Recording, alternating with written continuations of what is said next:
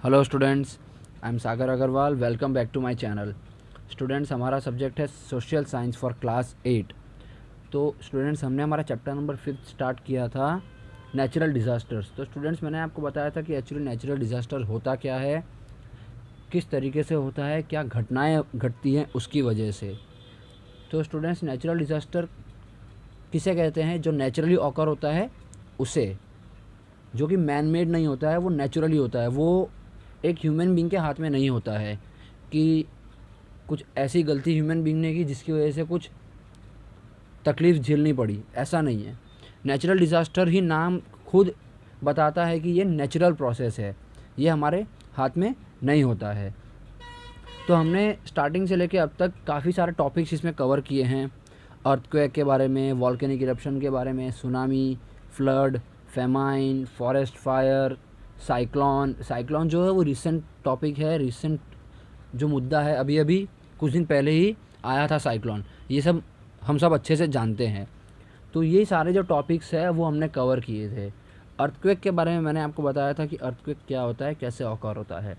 Earth surface के नीचे की जो प्लेट्स हैं वो खिसक जाने की वजह से अर्थक्वेक आने के चांसेस बढ़ जाते हैं या फिर अर्थक्वेक आता है।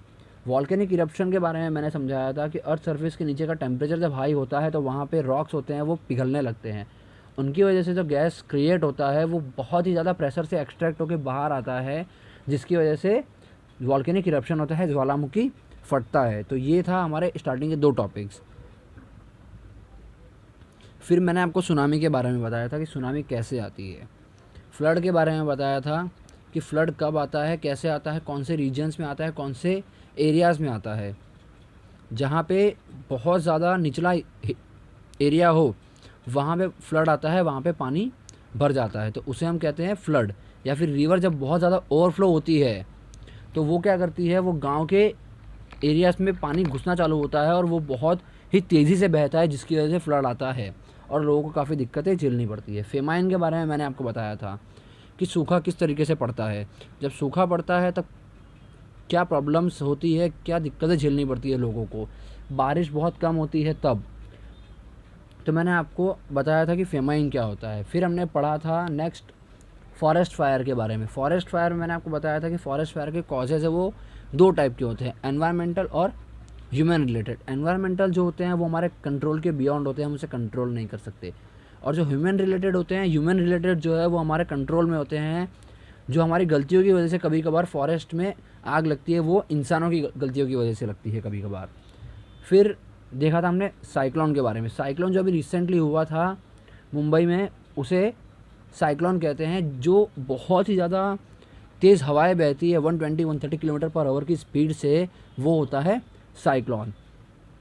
फिर हम पढ़ रहे थे अब लैंडस्लाइड के बारे में। लैंडस्लाइड मैंने आपको बताया था, जब बहुत ज़्यादा बारिश होती है, माउंटेन रीजन्स वाले जो एरिया होते हैं, हिल स्टेशन वाले एरियाज़ होते हैं, वहाँ पे बहुत ज़्यादा बारिश होने की वजह से लैंडस्लाइड होने के चांसेस बढ़ जाते हैं या फिर कई बार लैंडस्लाइड होते हुए, जिसकी वजह से लोगों की कई बार जान चली जाती है या तो फिर काफ़ी नुकसान होता है, इलेक्ट्रिसिटी की प्रॉब्लम होती है, या तो फिर जो ट्रांसपोर्टेशन होता है वो बंद हो जाता है। क्योंकि हिली एरियाज़ जो होते हैं, हिली रीजन्स जो होते हैं, वो पहाड़ों को कट करके रोड्स बनाए जाते हैं।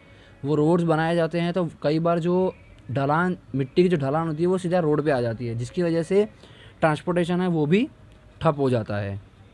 तो उसके हमने 6 टाइप्स देखे थे, लैंडस्लाइड के अलग अलग 6 टाइप्स देखे थे। फिर हमने देखे थे इसके इफ़ेक्ट्स क्या होते हैं, इनडायरेक्ट इफ़ेक्ट क्या होते हैं, डायरेक्ट इफ़ेक्ट क्या होता है, डायरेक्ट लॉस क्या होता है, इनडायरेक्ट लॉस क्या होता है। ये सारे जो पॉइंट्स थे वो मैंने आपको समझाए थे।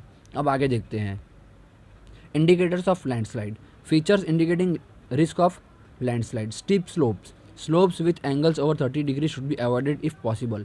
30 डिग्री के एंगल पे जो स्लोप्स होते हैं, जो ढलान होती है, उस जगह पे जाना या फिर उस जगह को अवॉइड करना चाहिए, क्योंकि ज़्यादा चांसेस होते हैं वो ढलान के खिसकने के, क्योंकि वो कमज़ोर होती है और 30 डिग्री के एंगल पे होती है। उसका एंगल इस तरीके का होता है जिसकी वजह से वो जल्दी नीचे खिसक सकती है और वो वहाँ की जो मिट्टी है वो जल्दी गीली हो सकती है। Old landslides, the old landslides can be reactivated for example bye heavy rainfall और एन अर्थक्वेक।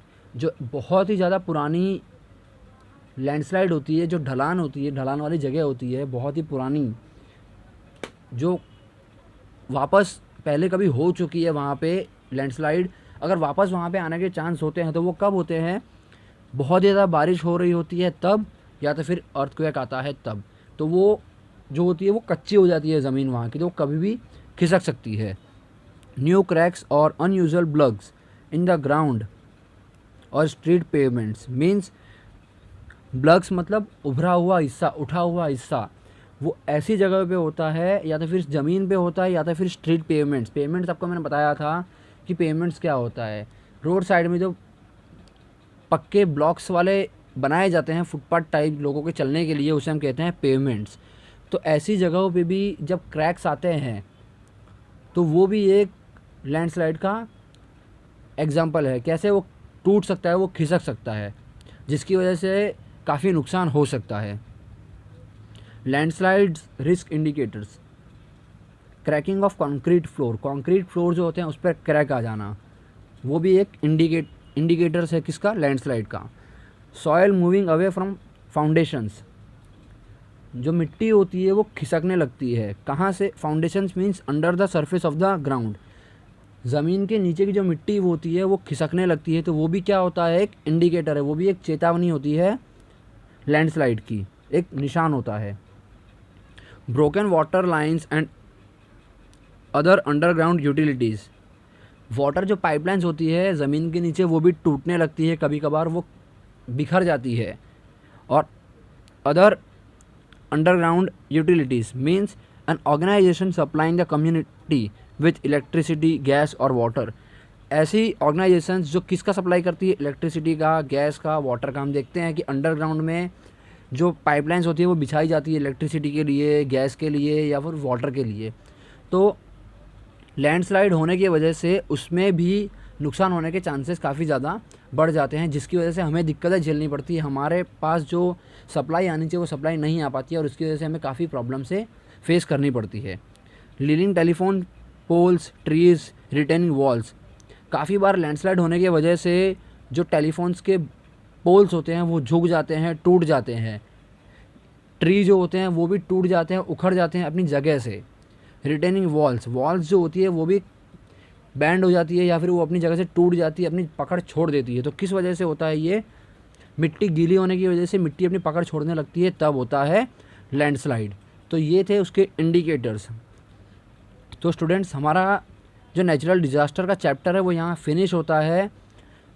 आप वीडियोस को वापस देखिए और समझने की कोशिश कीजिए। अब हम नेक्स्ट वीडियो से जो हमारे चैप्टर्स ख़त्म हुए हैं उनका रिवीजन स्टार्ट करेंगे और साथ साथ में उसका आपको होमवर्क भी मिलता रहेगा। तब तक वापस इस वीडियो को देखिए और समझने की कोशिश कीजिए।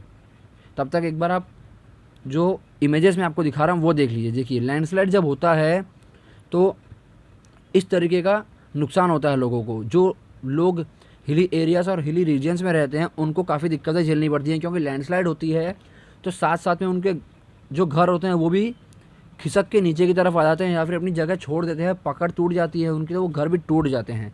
तो काफ़ी लोगों की इसमें जान भी चली जाती है और काफ़ी लोगों को दिक्कतें झेलनी पड़ती है। नेक्स्ट आप देख सकते हैं जो ट्रांसपोर्टेशन होता है वो भी ठप हो जाता है, क्योंकि जो रोड होता है वो भी खिसक के नीचे चला जाता है, वो भी जो एरिया होता है वो ढीला होने लगता है, मिट्टी गीली होने लगती है तो वो टूटने लगता है। तो इस इमेज में आप वो देख सकते हैं। नेक्स्ट है, उसमें भी आप सेम चीज़ देख सकते हैं। काफ़ी बारिश होने की वजह से जो मिट्टी होती है वो खिसक जाती है, वो दब जाती है अंदर की तरफ और पानी के साथ बहती चली जाती है। तो ये कहाँ पे होता है, वैलीज़ जो होती हैं, वी शेप्ड वैलीज़, वहाँ पे ये चांसेस बहुत ज़्यादा होते हैं। तो ये था हमारा आज का टॉपिक, हमारा चैप्टर यहाँ पे फिनिश होता है। Thank you students.